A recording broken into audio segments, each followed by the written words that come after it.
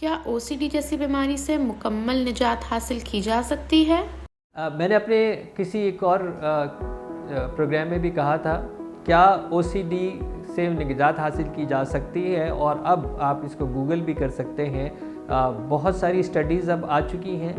Combination of treatments آ چکی ہیں، therapies آ چکی ہیں جہاں پہ اس سے نجات مل جاتی ہے۔